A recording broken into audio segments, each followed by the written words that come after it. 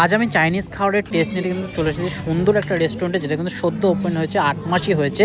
খুব সুন্দর রেস্টুরেন্টের ডেকোরেশন, খুব দারুণ লাগলো আমার। আর অনেকটা বড় এরিয়া জুড়ে এখানকার বাথরুমটা খুব পরিষ্কার পরিচ্ছন্ন, আর এখানকার সিটিং পজিশনগুলো খুব সুন্দর। আর মাঝখানে একটা বড় সাইজের টিভি রয়েছে, মানে নানা অ্যাঙ্গেল থেকে দেখা যায়। যেহেতু আমি চাইনিজ আইটেম টেস্ট করবো, সেই জন্য কিন্তু ফার্স্টে নিয়েছি মিক্স ফ্রাইড রাইস, আর তার সাথে কিন্তু বাসা মাছের একটা চিলি ফিশ কারি নিয়েছি, যেখানে 6 পিস চিলি ফিশ কারি রয়েছে। খুব সুন্দর কিন্তু ফ্লেভার আসছে আর দারুণ কালার এসেছে। এটা দিয়ে কিন্তু ফ্রাইড রাইসটা খাবো, এরপরেও কিন্তু আরেকটা আইটেম অর্ডার করছি, সেটাও কিন্তু আসবে। দেখে নাও একবার অ্যাম্বিয়েন্সটা কত সুন্দর, কতটা বড় এরিয়া জুড়ে, আর নিট অ্যান্ড ক্লিন, খুবই সুন্দর লাগলো কিন্তু এই পরিবেশটা। আমি আজকে এসেছি কল্যাণী স্টেডিয়ামের ঠিক নিচে কিন্তু এই রেস্টুরেন্টটা খুলেছে। খুব সুন্দর একটা রেস্টুরেন্ট। এখানকার মেনু কার্ডটা দেখো, পুরো বইয়ের মতো। এটা হচ্ছে রসনা বিলাস, এটা কিন্তু কল্যাণী স্টেডিয়ামের একদম নিচে। বেশ সুন্দর জায়গা, পার্কিংয়ের ব্যবস্থা রয়েছে। এখানে বাঙালি থালিও পাওয়া যায়। বাঙালি থালি মানে হচ্ছে ফিশ থালি হোক, চিকেন থালি হোক, মাটন থালি হোক, সেটা কিন্তু দুপুরবেলা পাওয়া যায়। রাত্রিবেলা কিন্তু বাঙালি থালি পাওয়া যায় না, সেই জন্য ভাবলাম চাইনিজ আইটেম ট্রাই করা যাক। আর এখানে একটা আমরা নিচ্ছি কোলাপুরি চিকেন, সেটাও কিন্তু চলে এসেছে একদম। বাসা মাছটা কোনো লোকা না, এটা কিন্তু ভিয়েতনাম বাসা মাছ দিয়ে কিন্তু এই চিলি ফিশ কারিটা তৈরি হয়েছে। আর দুর্দান্ত কিন্তু টেস্ট, এটার অসাধারণ লাগছে। কিন্তু আমি চামচ দিয়ে ঠিক স্যাটিসফাইড হতে পারছি না, আমার চামচ দিয়ে খেয়ে সেরকম মজা পাচ্ছি না। টেস্ট কিন্তু হাতেই পাওয়া যায়, সেই জন্য আমি কিন্তু হাতেই পরেরটা খাবো, পরের আইটেমটা।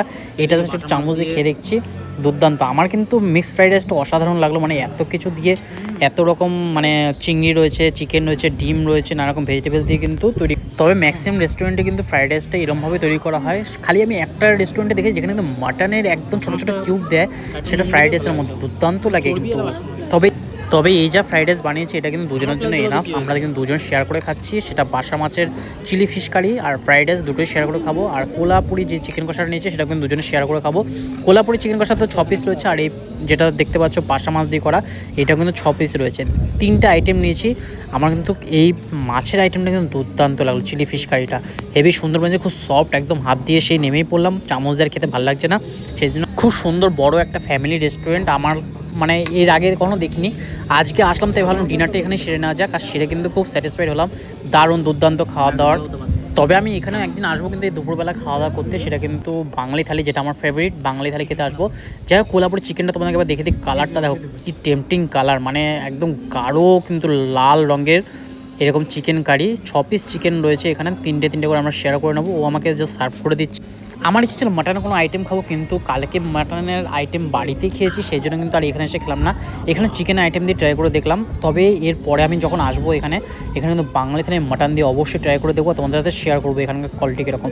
এখানকার স্টাফদের বিহেভিয়ার খুব সুন্দর লাগলো, আর খুব ওয়েল মেনটেন, মানে মাথা ক্যাপ লাগানো ছিল। আর এদের যে কিচেনটা দেখলাম, কিচেনটা দূর থেকে দেখা যাচ্ছে, বেশ বড়, একদম পরিষ্কার পরিচ্ছন্ন কিচেন, বাইরে থেকে দেখা যায়। বেশ দারুণ লাগলো। আজ রাতের খাওয়াটা জমে গেল। তোমাদের এই ভিডিওটা কেমন হলো অবশ্যই কিন্তু কমেন্ট বক্সে জানিও।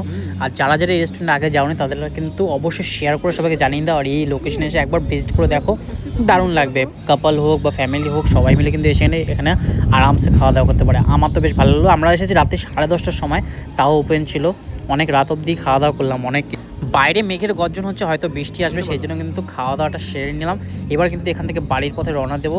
চিকেনটা কিন্তু দুর্দান্ত হয়েছে। চিকেনটা আমার যা মনে হলো আরেকটু ভালো হতে পারতো, একটু বয়েল হলে ভালো হতো, কিন্তু একটু টাইট চিকেন লাগলো। বেশ ভালো সেদ্ধ হয়েছে, কিন্তু আরেকটু বয়েল হলে ভালো হতো। তবে ফ্রাইড রাইসের সাথে কিন্তু এই কম্বোটা দারুণ লাগছে। কোলাপুরি চিকেন এটার নাম। রেস্টুরেন্টে বেশিরভাগ কিন্তু এরকম মাস্টার গ্রেভি দিয়ে রান্না করা হয়, সেই জিনিসটা আমার অতটা ভালো লাগে না। অনেকের হয়তো ভালো লাগতে পারে। আমার কিন্তু পায়েস হোটেলে যেরকম রান্নাবান্না হয়, মানে একবারে অনেক জনের রান্না হয়, সেইগুলো খেতে বেশ ভালো লাগে। এরকম মাস্টার গ্রেভিতে আমার সেরকম খেতে ভালো লাগে না, কিন্তু মাঝে মধ্যে মুখের স্বাদ বদলার জন্য আসাই যেতে পারে। যাই হোক, আজকের ভিডিওটা এখানেই শেষ করছি। দেখা হবে নতুন ভিডিওতে। নতুন টাটা বাই বাই। অবশ্যই কিন্তু লাইক কমেন্ট শেয়ার করে পাশে থেকো। Tata bye bye.